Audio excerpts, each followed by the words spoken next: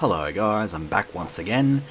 It's pretty early in the morning and I've just been wound up big time after a session on Pokemon Blaze Black, which if you've never heard of it is the a hack for Pokemon Black that gives you access to every single Pokemon from the word go and makes things harder and whatnot. I just busted my ass trying to catch a Regirock. So yeah, it was being an asshole.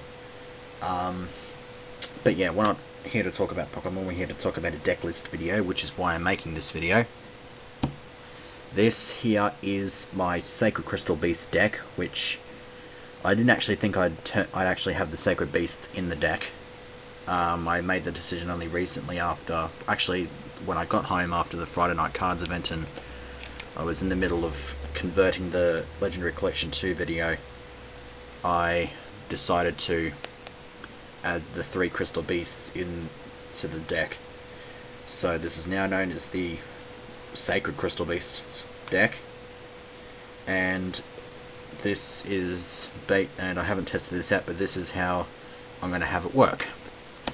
Start off with the one of each of the Sacred Beasts, obviously, all famous for being the spin-off gods, so to speak, from Yu-Gi-Oh! GX. They each share an ability where you have to tribute 3 of something to drop it to the field. Raviel requires 3 Fiend-type monsters. Uriah requires 3 face-up trap cards. And Harmon requires 3 face-up continuous spells. And yeah, the Raviel's unique effect is it gets when your opponent normal summons, I think it's just normal summons, this can generate a Phantasm token. You can then on your turn you can also tribute a monster, and that monster's original attack goes onto this guy's. So it works well with the Phantasm tokens to get him an extra 1,000 points. Uriah starts at 0, gains 1,000 points for every continuous trap in the graveyard, so it's best that you stick with the continuous traps instead of just having like Kunai with Chain or something like that as food for Uriah, because it won't give him his fuel. Harmon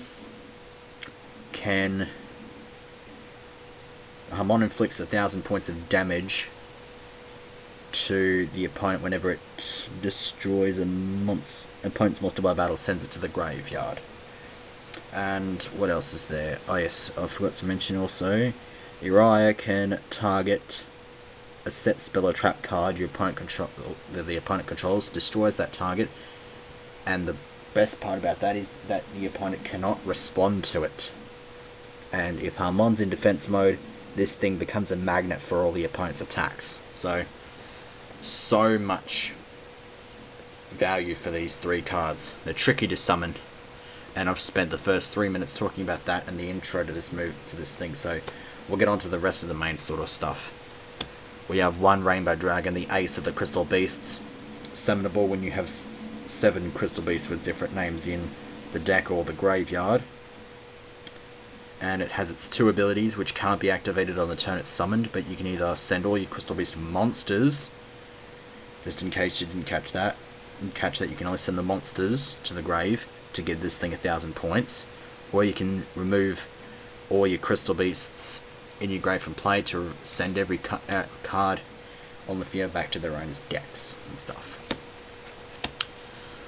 Now we're actually onto some Crystal Beasts, which all share the ability that they go to the spell and trap card zone if they're destroyed, and this is the first and probably the best of them, Crystal Beast out by Pegasus.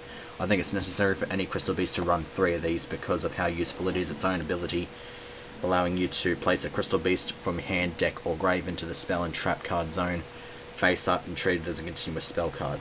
That effect kicks off when it's summoned by any means. Topaz Tiger. Some people might run 2. I run 3 because I'm more of a I have more of an aggressive sort of approach to the deck, which is why I'm using the Topaz Tiger for extra bit of grunt.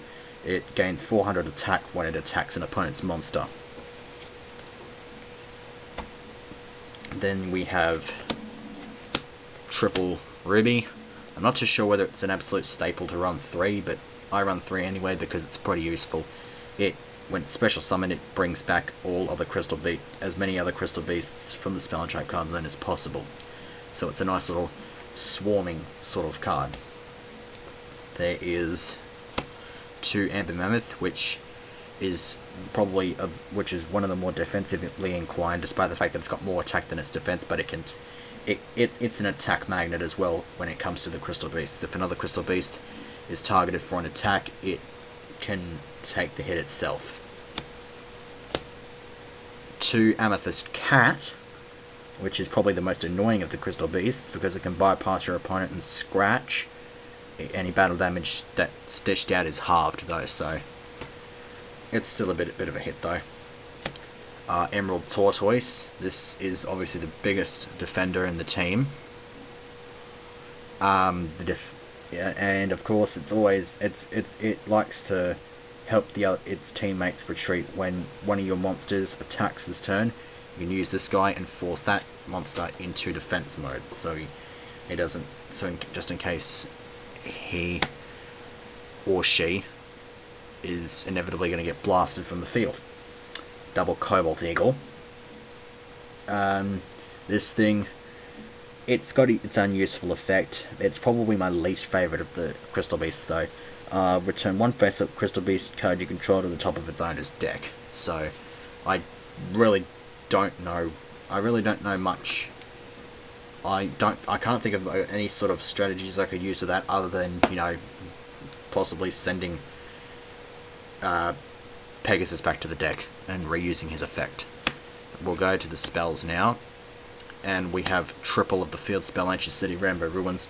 Probably the most versatile field spell I think I've ever seen. It's got 5 different effects, which ones you get depend on the number of crystal beasts in the spell and trap card zone. You have 1, this thing can't be destroyed by card effects. 2, once a turn you can halve the battle damage you take. 3, you can send a crystal beast monster you control to the graveyard. It's the same thing as the Rainbow Dragon thing, you can only send the monsters to the grave to negate the activation of a spell or trap and destroy it. How useful is that? 4, once per turn during your main phase you can draw a card, which there's actually a loop with that 4th effect of Ancient City. If you can get 4 crystal beasts, then drop Brionac, you can draw a card, ditch it to bounce Ancient City back to hand, reactivate it, use Brionac's effect again, and well, yeah, just do that sort of thing. Draw, bounce, reactivate, draw, bounce, reactivate. So yeah, it's possible to use Brionac and run Exodia in this deck with that loop. The 5th, once a turn during your main phase, you can special summon a Crystal Beast card from your spell and trap card zone. And if you know how to play your cards right, that 1 will equal 5. We got Crystal Promise, which is basically sort of like a Monster Reborn for Crystal Beasts. Since Crystal Beasts' graveyard is really the spell and trap card zone, you pick 1 from your pick a Crystal Beast from your spell and trap card zone, special summon it. It's too easy. We have Crystal Blessing. This just picks up to 2 Crystal Beasts in your graveyard, places them in your spell and trap card zone as continuous spells. So they obviously help out to give you more effects on the ruins, gives you food for Harmon and other stuff.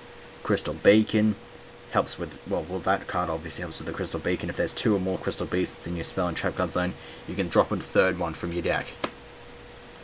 And Crystal Abundance. Obviously I don't focus on using this, but of course if I do get the opportunity to use it, I'll pounce on it.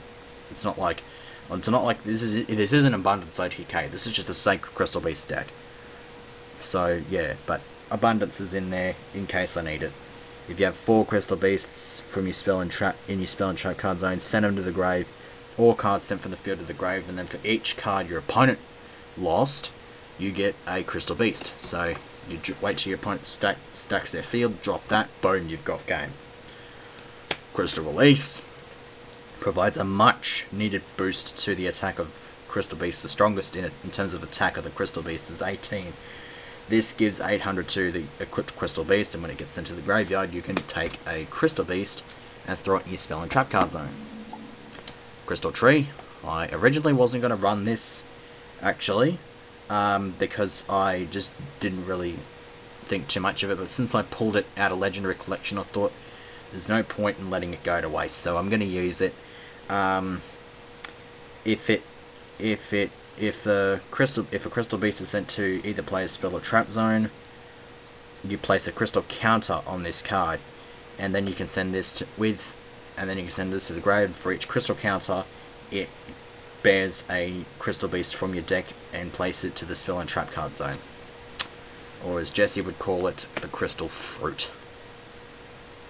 Rare value, basic draw engine of crystal beasts. You have two crystals in your spell and trap card zone. Your opponent plucks one, that goes to the grave, you get the +2. Terraforming, last of the spells, just to search out for Ancient City. Traps. Crystal Pair. This is basically like a Raigeki. I mean, no, not Raigeki. Oh, what was it? Waboku. I don't know why I was thinking what Raigeki. Yeah. Anyways, it's basically like a Waboku or a Hallowed Life Barrier when you think about it. When a Crystal Beast monster that you control is destroyed by battle and sent to the graveyard, by placing a Crystal Beast from your deck to your spell and trap card zone, treating it as a continuous spell card, you take no more battle damage for that turn. Crystal Raigeki. Now that is a Raigeki. Not exactly, but it's basically, it's again like Raigeki, but for Crystal Beasts. You send one Crystal Beast from your spell and trap cards into the grave, and you destroy an opponent's card or monster. Opponent's card. Yeah. Last resort, another way to search for the field spell. It works when your opponent's monster declares an attack. You get your field spell. If your opponent had a field spell when this was activated, they get to draw an extra card. Last of the Crystal Beast themed cards, this Rainbow Path. This sends a Crystal Beast from spell or trap card zone to grave, which to negate an attack. Plus you can add that little bastard in the background to hand, your Rainbow Dragon. Always good. Now we got 4 continuous traps in the deck, which I think will work well. DNA Surgery. This is the one that's definitely needed for any Sacred Beast deck, because without DNA Surgery you can't treat your Crystal Beasts as fiends, and therefore you cannot drop Harmon. I know, Raviel. Why the hell do I keep getting things wrong? But anyways, yeah, the DNA Surgery, only way for you to get your fiends, to get the stuff you need for dropping Raviel. We got Aqua Chorus. Since I'm running multiples of all the Crystal Beasts, if I have those multiples all on the monster card zone at the same time, they get a nice little handy boost. With this and a Crystal Release attached to a Sapphire Pegasus, so long as I have another one on the field, I will have a 3-1 beat stick. So that's very useful. Nightmare Wheel just stops an opponent's big ass monster from attack, plus it burns it for 500, so it gets nice and tender for when I drop a Uriah or something like that, just to rip them a new one. And lastly, Imperial Custom, which keeps my continuous trap cards safe. And that's that for the deck list. Hope it was to your liking, I suppose. And that's pretty much about it. I don't know if I'm gonna be falling asleep anytime soon. I might be able to fit in another Legacy of Goku segment yet. But then again, if I do that, I'm probably going to do it directly after filming this video, and I'm probably going to be doing it in the midst of converting if I can do that, but it doesn't matter. So yeah, that's about it for this decklist video. I shall see you for whatever I do next. Goodbye.